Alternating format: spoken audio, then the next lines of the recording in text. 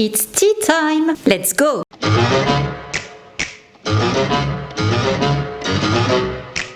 Bonjour, bonsoir tout le monde. Je vous retrouve aujourd'hui pour un nouveau week-end spécial série. Et ce week-end sera entièrement dédié à la série Mercredi, Wednesday, pour ceux qui préfèrent l'anglais. Donc aujourd'hui, on va parler de l'univers de la famille Addams. Et après, on discutera un petit peu de la série et de toutes les polémiques qu'elle a soulevées. Et je vous retrouve demain pour parler de la sublime, talentueuse, surdouée même, je trouve, Jenna Ortega. Alors déjà, petite genèse, la famille Addams, créée par Charles Addams. Il leur a donné son propre nom. À la base, c'était des cartoons qui étaient publiés dans le magazine The New Yorker, et ce dès 1938. Ça a été un grand succès, ce qui a donné donc naissance à 2 films, ainsi que 2 films d'animation, 7 séries télé, dont 2 animées, mais également une comédie musicale qui a été jouée à Broadway, et s'en est suivi plein de produits dérivés, jeux vidéo, etc., etc. Alors déjà, la famille Addams,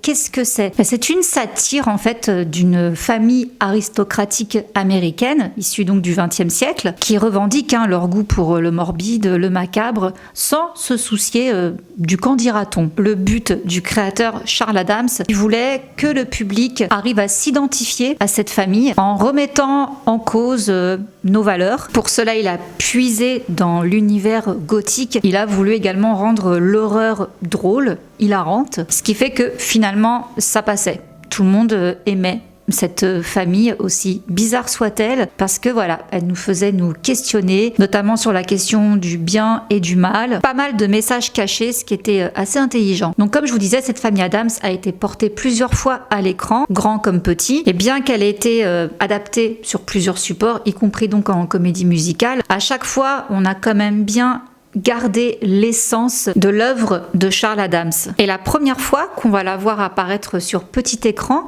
ce sera entre 1964 et 1966 avec la série de David Levy. Et là, dans cette sitcom, nous avons une petite Mercredi, une jeune fillette de 6 ans, interprétée par Lisa Loring, décédée très récemment, là, le 28 janvier 2023. Elle a eu une attaque cérébrale, elle avait seulement 64 ans. Et cette charmante petite fille adorait jouer avec des explosifs, et elle aimait bien aussi décapiter la tête de sa poupée Marie-Antoinette. Comme dans la série qu'on a pu voir sur Netflix, elle a également des animaux de compagnie. Donc à l'époque, c'était Homer l'araignée et Lucifer le lézard. Petite nuance par rapport à la série d'aujourd'hui, c'est qu'elle était beaucoup plus jeune que son frère Pugsley. Le côté victime de Mercredi, ça, oui, ça a toujours été là. Et par contre, un truc qui n'a jamais changé, ce sont ses longues nattes noires. Ensuite, on a pu retrouver la petite Mercredi dans le film La famille Addams, porté à l'écran en 1991, ainsi qu'en 1993 dans Les valeurs de la famille Addams. Donc ces 2 films étaient signés Barry Sonnenfeld et c'était Christina Ricci donc qui a interprété le rôle de Mercredi. Donc on a toujours le même esprit, une petite fille avec ses nattes noires qui prend un malin plaisir à torturer son frère. Et dans Les valeurs de la famille Addams, elle essaye même de tuer le tout petit, là, le dernier, qui s'appelle Puberté. Et c'est dans le 2e film, donc Les valeurs de la famille Addams, qu'on retrouve une Mercredi qui découvre, comme on dit, les affres de l'adolescence et également les histoires de cœur. Dans la comédie musicale, alors là, c'était une toute autre Mercredi qu'on découvrait. Cette fois-ci, elle avait 18 ans et elle se retrouvait au milieu d'un drame familial où elle avouait à son père être amoureuse d'un jeune homme normal. D'ailleurs, même son look avait changé, elle avait troqué ses longues nattes pour une coupe au carré, ce qui lui donnait donc une apparence plus adulte. Et nous voilà donc arrivés à Mercredi version Tim Burton, où là on la découvre à l'aube de ses 16 ans. Donc elle est renvoyée de son lycée suite à une attaque orchestrée avec des piranhas. Donc là on garde quand même le petit clin d'œil sur le fait qu'elle adore torturer son frère, il n'y a que elle qui a le droit de le torturer. Et dans cette série, donc on a une Mercredi toujours aussi sadique, toujours allergique à la couleur, mais qui là va un peu plus se soucier du sort des autres. Car mine de rien, sous ses airs de j'en ai rien à faire de personne, elle va s'attacher finalement aux autres personnages. Et on va également retrouver les histoires de cœur. Ados, hormones, oblige, j'ai envie de dire. Et il y a pas mal de petits clins d'œil justement dans cette série, notamment à Edgar Allan Poe, le poète. Déjà, le pensionnat, l'internat, l'école où est envoyé Mercredi s'appelle Nevermore, et on retrouve justement ce nom dans son poème The Raven. Et donc Nevermore en traduction plus jamais, est donc un pensionnat pour les élèves marginaux. Autre clin d'œil, c'est également dans ce pensionnat qu'a étudié Edgar Allan Poe dans l'histoire. Sachez que la Nevermore Academy, vous pouvez la visiter parce que c'est un vrai château qui est en Roumanie, c'est le château de Cantacuzino. Et sachez qu'ils ont fait des choses en grand, c'est que la Nevermore Academy a même son propre site internet qui est directement inspiré de la série. Je trouvais ça quand même assez drôle. Donc c'est nevermoreacademy.com. Et donc cette série a été diffusée le 23 novembre 2022 sur Netflix et c'était principalement axé sur le personnage de Mercredi. Les autres élèves, donc tous des marginaux, sont des vampires, des sirènes, des loups-garous, et Mercredi va se retrouver enquêtrice. Elle va tenter d'élucider les meurtres qui font rage au sein de l'académie, et en parallèle elle va essayer également de résoudre un autre mystère concernant ses parents lorsqu'ils étaient eux-mêmes étudiants à la Nevermore Academy 25 ans auparavant. Donc voilà, ça c'est pour le pitch de l'histoire, pour ceux qui ne l'auraient pas vu. Alors, à la base, Mercredi a été écrit par les créateurs de Smallville, Alfred Gough et Miles Millar. On retrouve également Tim Burton aux commandes. Seulement, il s'est occupé que de 4 épisodes, les 4 premiers. Ensuite, il a laissé la place aux autres réalisateurs pour les épisodes suivants. Bon, au moins, voilà, il a planté le décor parce que, bon, Tim Burton, c'est quoi ? C'est Édouard Romain d'Argent, c'est Sleepy Hollow, c'est L'étrange Noël de Monsieur Jack. Enfin, voilà, c'est quand même le maître du gothique. Donc, pour moi, ça faisait vraiment sens qu'on fasse appel à lui pour adapter cette série. Et Paris gagné, on reconnaît bien son style dans la série Mercredi. Et il y a tous les ingrédients qui sont là, donc relations sociales compliquées, une certaine mélancolie dans l'esthétisme, beaucoup d'humour noir, plusieurs références aux films d'horreur, et également des monstres, des décors gothiques, etc. Tout y est, saupoudré par une bonne dose de sadisme, de noirceur, mais également d'humour. Et aux commandes de la musique, ça aussi quand même ça fait plaisir parce que la musique est quand même assez importante dans la série. Et bien il retrouve son acolyte, avec qui il a déjà fait plusieurs projets auparavant, qui est Danny Elfman, qui était donc le compositeur de L'étrange Noël de Monsieur Jack et des Noces funèbres. Donc par exemple la fameuse scène avec son violoncelle, voilà, c'est signé Danny Elfman. Donc, déjà à l'ouverture de la série, on a la composition de Danny Elfman. On la reconnaît. Donc déjà, ça partait bien. Concernant le casting, ils ont quand même pas lésiné. Donc pour interpréter Mercredi, ils ont choisi Jenna Ortega, qu'on a pu retrouver dans You et qu'on verra aussi dans Scream. Donc Tim Burton a choisi Jenna Ortega et qui, selon Tim, Jenna est comme les actrices du cinéma muet. Elle est capable de transmettre des choses sans aucun mot. Complètement. Et elle a vraiment réussi à faire un très bon dosage. Elle réussit à être froide, mais en même temps attachante. Au niveau des émotions, elle reste toujours assez stoïque. Il n'y a rien qui la perturbe. Et en même temps, on l'a un petit peu dépoussiérée. Elle représente une Mercredi moderne, complètement dans l'air du temps. Ce qui, je trouve, est un pari assez réussi. Jenna Ortega est vraiment sacrément douée. Et pour ceux qui auraient remarqué qu'elle ne cligne jamais des yeux, eh bien ça, c'est une idée qu'elle a eue quand elle a tourné une des toutes premières scènes. Elle n'a pas du tout cligné des yeux pendant toute une prise. Tim Burton a été stupéfait par cette performance. Du coup, il lui a demandé de continuer à faire ça pendant tout le reste de la série. Et franchement, quand je regardais les scènes, j'essayais de ne pas cligner des yeux comme elle pour voir ce que ça faisait. Ça brûle. À un moment donné, ça devient très désagréable. Donc chapeau. Elle s'est quand même pas mal préparée pour le rôle de Mercredi. Elle a pris des cours de violoncelle. Elle a aussi pris des cours d'escrime, de canoë-kayak, d'allemand, et elle a passé des heures à essayer de trouver une démarche à Mercredi, ses postures, comment elle se comporterait dans la vie quotidienne. Donc vraiment, je vous dis, performance à applaudir. Et pour le reste des personnages, écoutez, on a la sublime Catherine Zeta-Jones qui interprète Morticia, et ça lui va comme un gant. Je dirais là, franchement, j'étais époustouflée. On dirait qu'elle a fait ça toute sa vie, tellement que ça lui va bien. Le père, je suis un petit peu moins fan. C'est Luis Guzman. Apparemment, il ressemble beaucoup mieux aux BD de Charles Addams. Oui, pourquoi pas. Mais moi, j'avais tellement le père des films en tête que du coup, voilà, ça m'a fait un changement quand je l'ai vu. Je le trouve pas du tout pareil. Mais bon, apparemment, il est beaucoup plus fidèle aux cartoons, aux dessins de Charles Addams. Bon, donc tant mieux. Et on a également Gwendoline Christie, qu'on a pu apercevoir aussi dans Game of Thrones, qui est donc dans le rôle de la mystérieuse directrice de l'école Nevermore. Donc voilà, très beau casting, très beau décor. Et on retrouve bien sûr Christina Ricci dans un rôle de professeur, Mrs. Thornhill. L'histoire, bon, on est donc sur 2 intrigues parallèles, mais Netflix oblige, il fallait qu'il y ait des histoires d'amour. Ça, j'ai vu que pour certains, ça paraissait un petit peu en trop, parce que en soi, quand on voit la famille Addams, bon, à part Morticia et Gomez qui n'arrêtent pas de se bécoter à tout bout de champ, le reste, on s'en fiche. Les histoires d'amour, c'est vraiment pas ce qui est au premier plan dans la famille Addams. Bon, bah là, voilà, série Netflix oblige, il y a des ados, donc fallait forcément qu'on incruste des histoires de cœur. Et petite chose intéressante aussi qu'on apprend quand même, c'est que Mercredi n'est pas née un mercredi. En fait, elle est née un vendredi 13. Sauf que maman Morticia a décidé de l'appeler Mercredi à cause d'une comptine qui date de 1838 et qui s'appelle Monday Child. Et il y a donc un des vers, puisqu'à la base c'est un poème, qui dit « L'enfant du mercredi est plein de malheur ». Donc elle trouvait que ça correspondait beaucoup plus à sa fille. Bon, pour le lancement de la série, niveau marketing, ils n'ont pas fait les choses à moitié.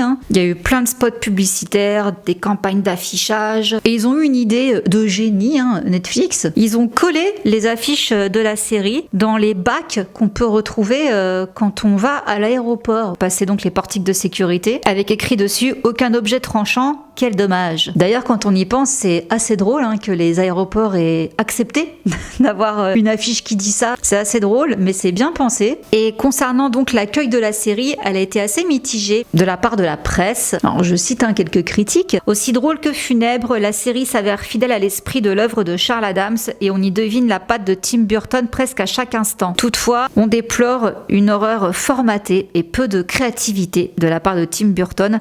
La faute peut être en partie aux scénaristes Alfred Gough et Miles Miller.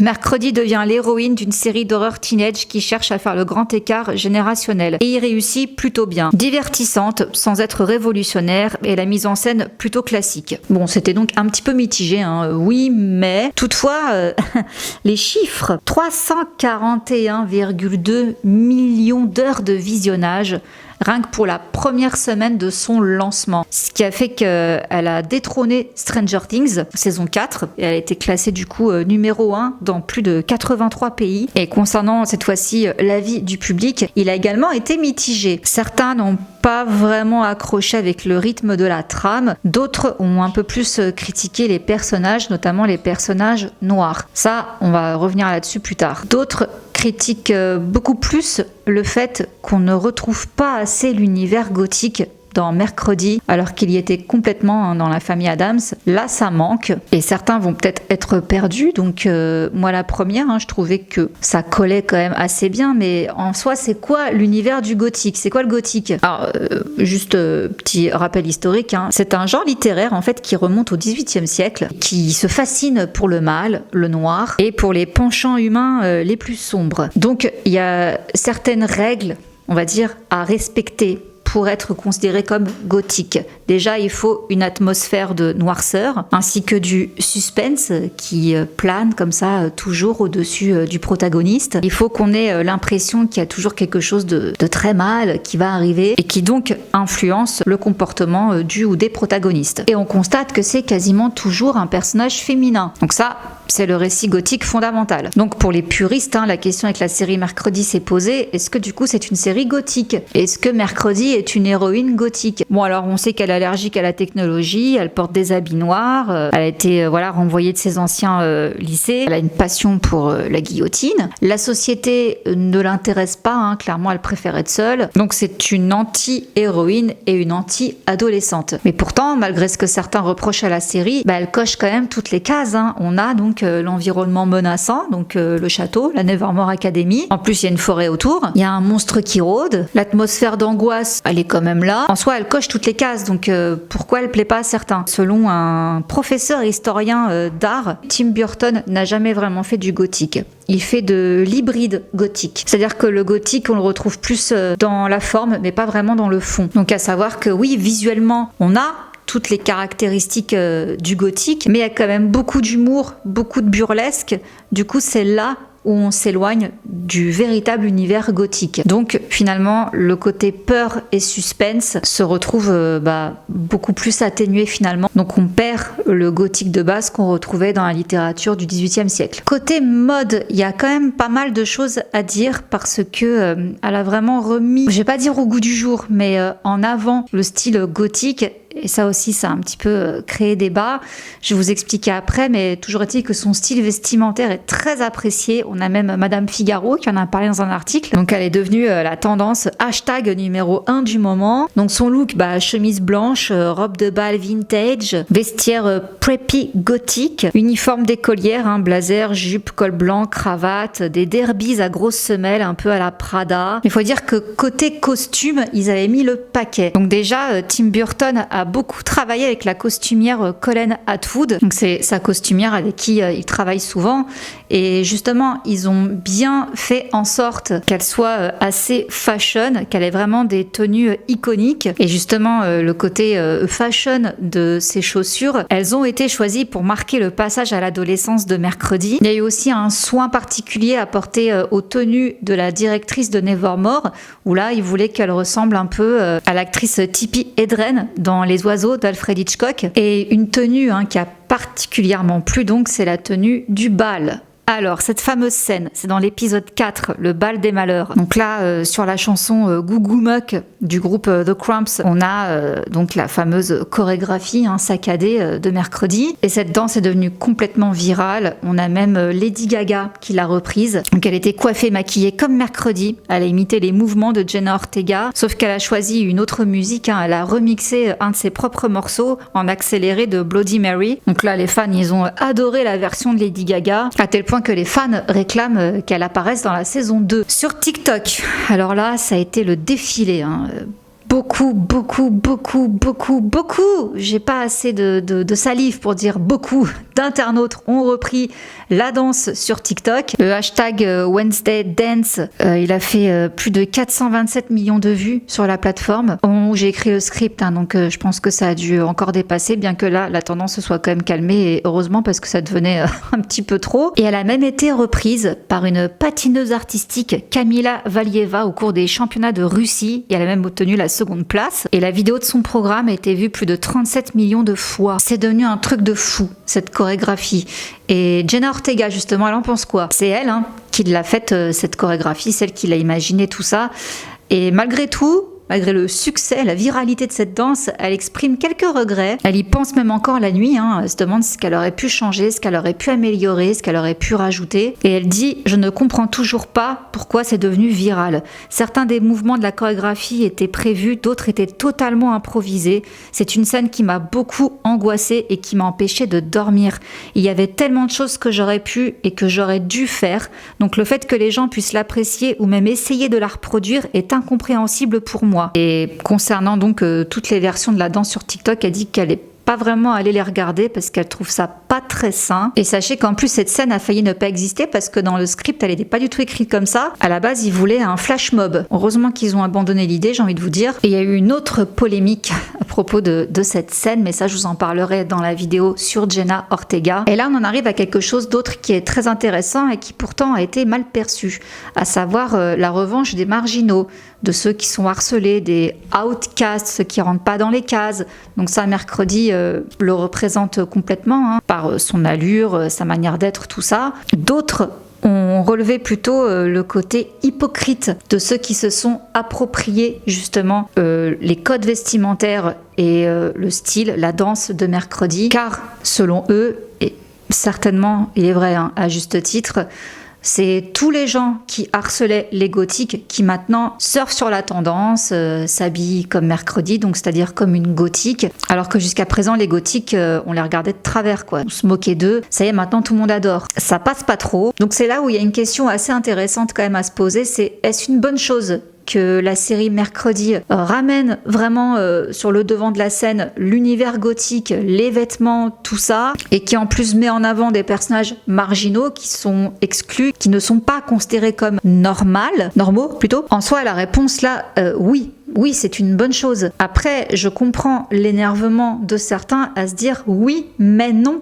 parce que c'est juste un phénomène de mode. Quand Mercredi sera terminé, quand la vague sera passée, les gothiques et les looks alternatifs resteront toujours les mêmes. Et les gens, par contre, qui ont surfé sur cette vague passeront à autre chose et on recommencera à nous montrer du doigt, à se moquer de nous et à nous reconsidérer comme des monstres, entre guillemets, freaks. La série permettra sur le long terme à enfin laisser tranquille les gens qui ont des looks alternatifs, ou est-ce qu'une fois que la mode sera passée, les choses redeviendront comme avant ?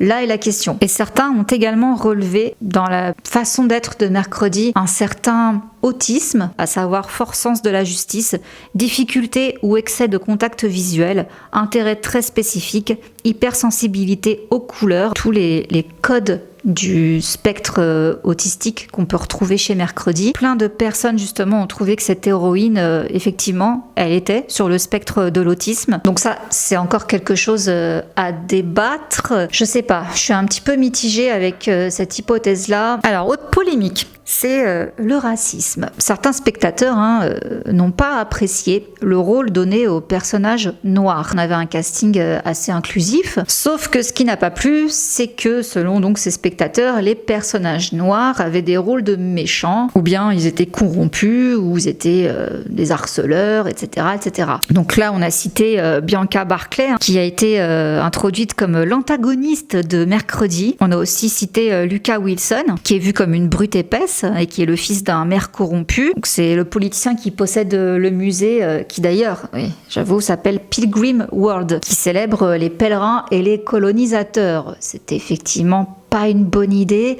Est-ce qu'en même temps c'était voulu pour toujours coller à cet humour un peu décalé? Là est la question. Là où, si vous voulez, ça tient pas trop, c'est que les personnages noirs, ils évoluent au fil de la série. Mais ça, les gens refusent de le voir, quoi. Ils sont juste arrêtés sur le fait que, bah non, voilà, ça a été planté comme ça dès le début, donc non, ça ne va pas.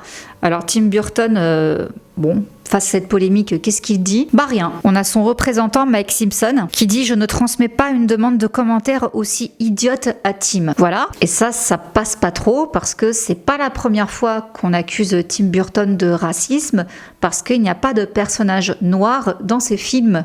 On n'en voit jamais. Il y a juste eu en 2016, justement, c'était lors de la promotion de Miss Peregrine et les enfants particuliers, qu'on a Samuel L. Jackson qui avait affirmé qu'il était le premier rôle principal noir d'un film de Tim Burton. Donc voilà, concernant le traitement des personnages noirs, on attend de voir dans la saison 2 ce que ça va donner. Autre chose, Netflix a été accusé de queerbaiting. Alors, je ne savais pas ce que c'était. Parce que pour le lancement de la série, Netflix avait organisé une soirée à Los Angeles avec des performances de drag queen. Et justement, cette soirée avait été intitulée Wetness Gay. Donc jeu de mots entre mercredi et gay, bref, vous avez compris. Et il y avait donc certaines drag queens de l'émission de télé-réalité RuPaul Drag Race qui étaient présentes afin d'attirer, on suppose bien, une audience LGBTQ+. Pourtant, dans la série, aucun personnage n'appartient a priori à la communauté LGBTQ+. Donc c'est là où Netflix était accusé de queerbaiting, c'est-à-dire le fait de faire croire qu'il s'agit d'une série LGBTQ+, quand aucun des personnages ne l'est. Et bien que certains aient essayé de voir en Mercredi et Enid une relation possible, Netflix, non, il n'accepte pas cette théorie, car tous les tweets qui suggèrent ou affirment que Mercredi est lesbienne, en réponse à un tweet posté par Netflix, ont été cachés par la plateforme. Et en fait, d'où sont venues ces théories des fans comme quoi Mercredi et Enid sont faites pour être ensemble? On sait pas trop, parce que elles ont toutes les deux un crush sur des personnages masculins auxquels partagent la même chambre au pensionnat, mais et bon, il n'y a rien qui laisse sous-entendre quoi que ce soit, mais pour autant, ça n'a pas convaincu les téléspectateurs. Ils ont trouvé qu'elles avaient une meilleure alchimie toutes les deux qu'avec leur partenaire masculin. J'avoue que j'ai pas tout compris là-dessus. Enfin, la série, je l'ai vue, j'ai pas trouvé de choses qui pourraient aller dans ce sens-là. Pour moi, c'est juste deux copines. J'ai même trouvé ça très mignon. Spoiler, pour ceux qui l'ont pas vu.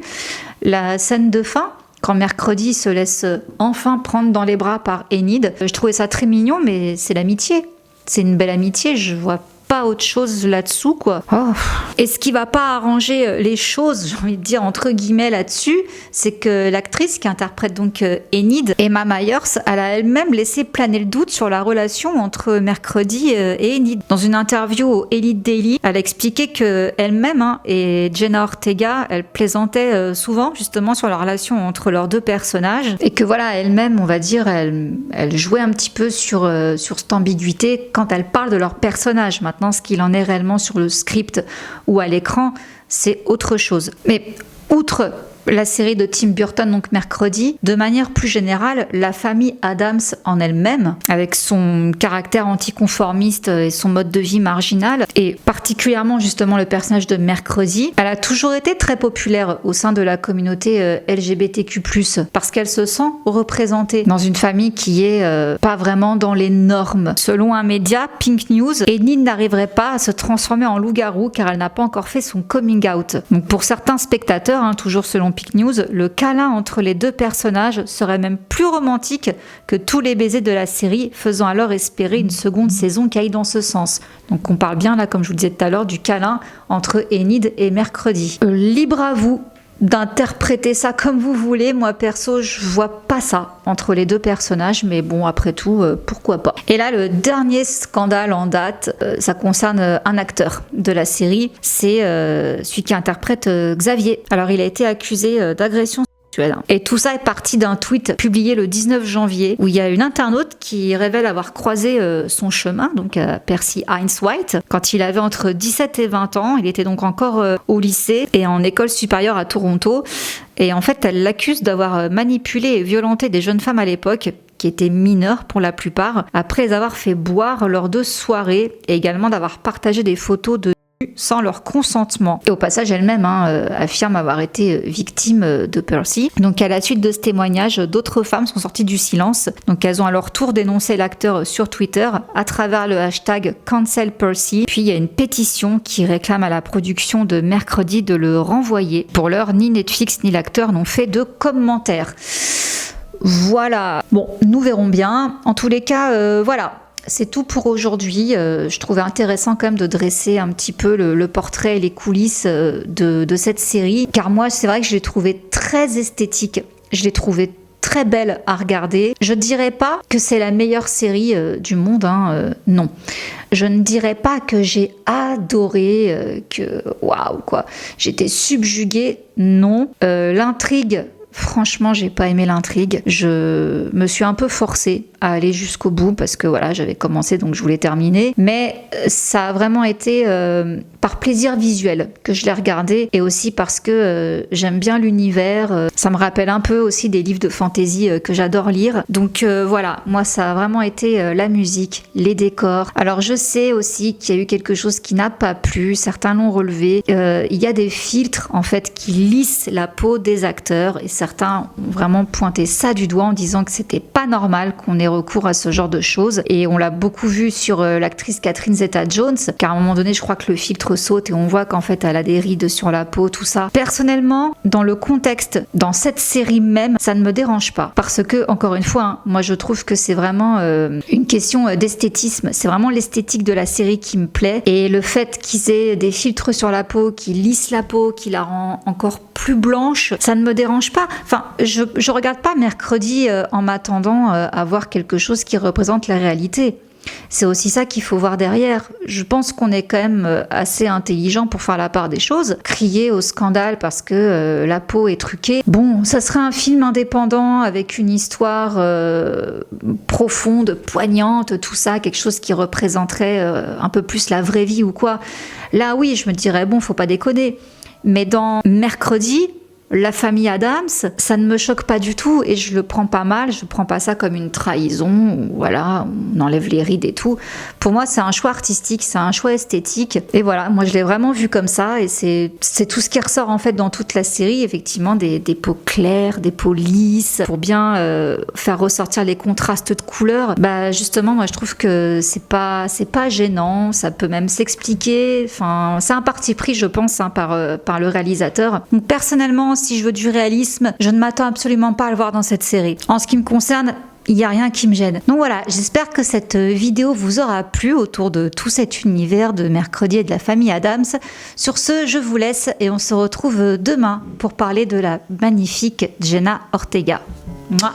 Bisous, ciao!